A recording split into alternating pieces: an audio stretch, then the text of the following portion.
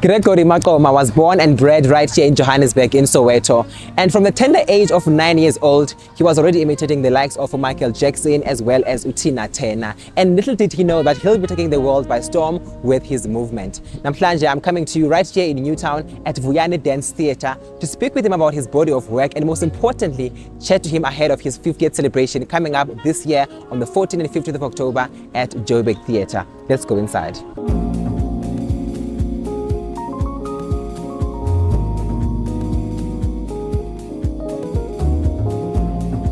Greg, thank you so much for taking time to speak with us. We really appreciate, squeezing us in in your busy schedule. Yeah, no, it's been a pleasure, really. Yeah. I mean, we know that you just came back from Cape Town doing Exist. Yeah. How was Cape Town like for you? Incredible. I think if there's anything that I take away, it's just the humility of people. We were received so well. It was incredible. I'm still shaking from that experience. And funny enough, I went to watch Exist at Market Theatre, and I thought that was your last show. Yeah, I'm closing off in many theatres that have been part of my journey, including Joburg Theatre. That's the reason we are also going to the Joburg Theatre. Sure. And after Joburg Theatre, I go to the USA. So there's a big tour that's happening. So I'm closing off in many theatres that have helped shape my career. What a wonderful, close off, like a full circle moment, right? Yeah. Let's take it back to Soweto, where you were born and raised. How was life like in Soweto? Because we know that you used to grow up at myself steady. How was that like? Soweto informed really my response to the social ills. My work is very much embedded in responding to the now, but also responding to history, and in trying to create a better future for a new generation. And growing up in Soweto has taught me a lot about how human beings are such stubborn beings. And you've got to always amplify the message, continue to do it over and over again. Sure. Hence productions like CION continue to bring them back, but every time it comes back it's bigger, because the message has to be amplified. Sure. And do you have like a point of reference? Because growing up in Soweto back in the time, I believe like dance is not something that was something that you could go to school and study for. Maybe like your parents were supportive enough. But do you have like a point of reference of where you were like, actually, I can do this, and this was my inspiration? Maybe like and Tina Turner was people that shaped Michael Jackson as well. Yeah. So were those your kind of people? Yeah, those were the pop icons of the time. Michael Jackson, seeing Michael Jackson appear on my television screen. It was a black and white one at that time. The ones with antennas, to fix, to get the real right signal. But what really caught my attention was watching mine workers who were living in those compounds and hostels over the weekends to perform and compete amongst themselves in their traditional forms. That is what really caught my attention, and I wanted to do that. And without knowing, I was already creating an aesthetic by taking what I was seeing from Michael Jackson and combined with what I was seeing from the mine workers. And I believe that you, one day, your father was reading a newspaper, you saw an audition, and you auditioned, and you got the audition. Yeah. And then now, with your father not knowing that you were part of a dance, and then you come back home, and you are literally in the very same magazine that your father read, and your picture is there. Yeah. And the secret between you and your mom. How was that moment like? Because all he did was just gave you the warmest hug. Sure. Like, were you scared? Were you excited? Were you nervous? Like, take us through what went through. I was terrified. I was terrified for the fact that here you are. You want to be right to your parents. You want to do right by them, and I felt like I've let him down for not listening to what he really wanted to. He wanted me to be a soccer player, as a hobby, and to be a doctor as a profession. So here I am behind his back. I was doing this dancing, and he saw my picture on the newspaper. That's how we got to know that I was actually defying his rule. But things turned out to be great after that, because I think there was an affirmation of some sort. You know, when you see your son name written, the name Maqoma written on the newspaper article, I think that gave him a sense of pride. You know, it's something that he wanted that success, but he didn't see dance as a form that can give me the success. I mean, speaking about, you know, the success, and you went and like created a massive success for yourself. And part of the success is where we are shooting right now, Vuyani Dance Theatre, which was founded in 1999. What is the reason for you to find this space? To create a platform, you know, where I can allow myself to fail without fear of failing, but to also allow a space where, as artists, we can come together and play. This is a playground, so as we come here and we find something that is more significant about ourselves, but also to be able to tell our stories in a way that we want to tell them, without having to conform to other, you know, stereotypical ways of telling stories. Yeah, it's a black institution, and we needed to create a black institution. And speaking about stories, I mean, I'm watching you right now, you know, busy with rehearsals, you know, the dancing and everything, with music, you know, playing in the background. For somebody who doesn't know the choreography style, or, you know, the work that you do, how do you describe your choreography style? Sure, it's a fusion, you know, it's a cocktail of different aesthetics, forms, histories. It takes you on a roller coaster of emotions. It's not a cocktail that will intoxicate you.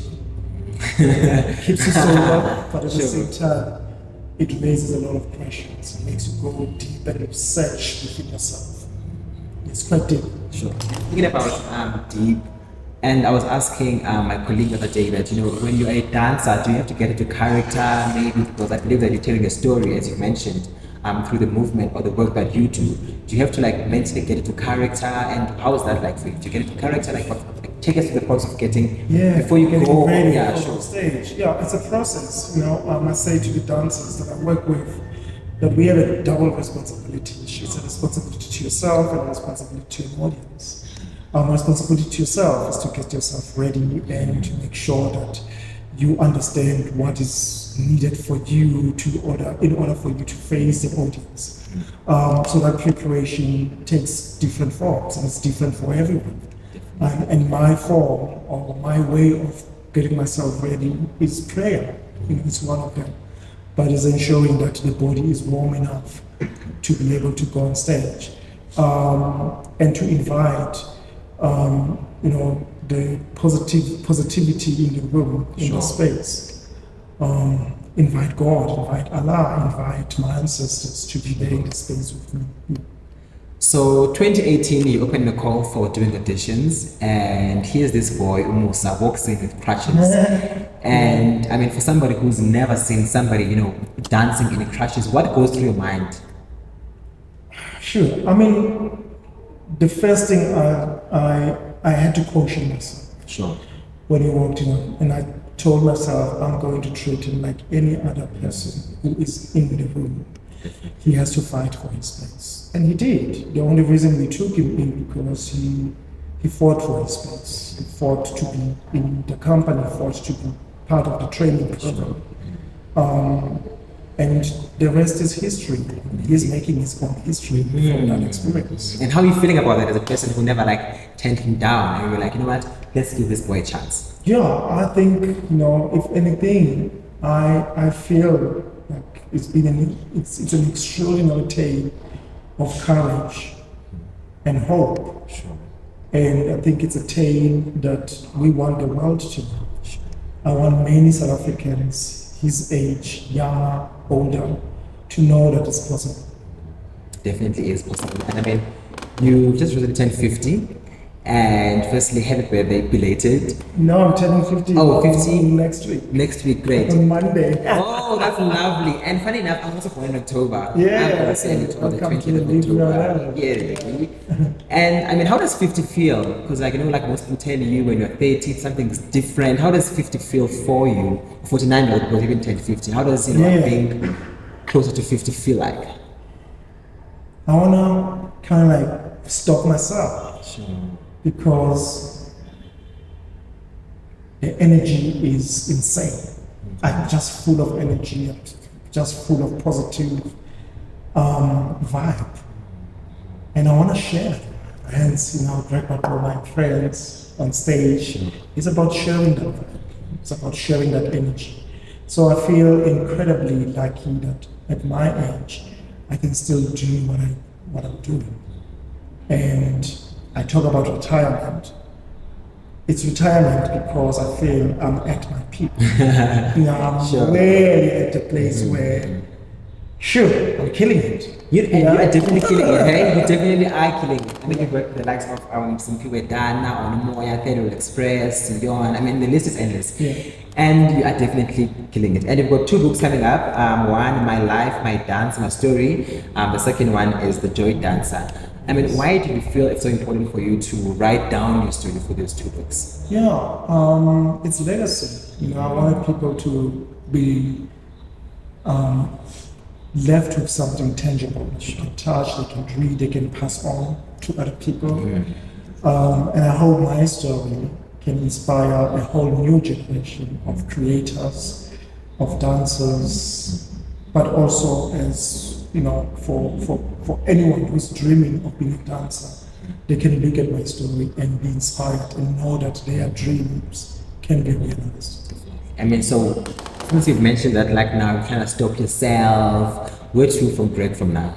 A lot more, you know, I feel I've got a lot to take me 200 years. Sure, definitely. I'm tapping into films, I'm tapping into more writing, into choreography still, teaching more, mentoring, a lot of residencies at universities around the world. So there's plenty. And the reason why we're here was to speak to you about your GM50 coming up at GM50 Theatre this month, 14, 15 October. And what can people expect from, you know, the show? Joy. I mean, a lot of joy and sharing and, you know, hope. Sure. That all it will be possible. Yeah, all is possible. And I'm with incredible people who are carrying me and carrying the legacy forward. And working with also younger people, the younger generation, and allowing them to be inspired or re-inspired by the work. I'm directed by incredible artists, and a dear friend, Vuyani Dance Theatre, who's incredible. That in its own, it's humbling. But I mean, isn't it difficult working with like young creatives, because you might find somebody, they're still young, they're just like all over the place, and you're here just to like build them to be, you know, success in their own right. How difficult is that? No, it's not difficult for me. I'm always ready to submit, to be submissive, you know, to a process, and to work with younger people. I feel like they are hungry for validation. And if they can find that validation through having to direct me or having to choreograph on my body, that's great. That is amazing. Thank you so much for your time, and wish you nothing but the best going forward with your tours all over the world. And here's to more blessings, and hopefully you reach that 100th year that we spoke about earlier. Thank you. There you have it, guys. Thanks so much for joining me right here on our YouTube channel. My name is Netemba, and this is Mr. Gregory Vuyani Maqoma. Please make sure you come and watch GM50 Legacy on stage on the 14th and 15th of October at GM50 Theatre. For tickets, just simply go to www.GM50theatre.com. From me and Greg, bye-bye. Bye.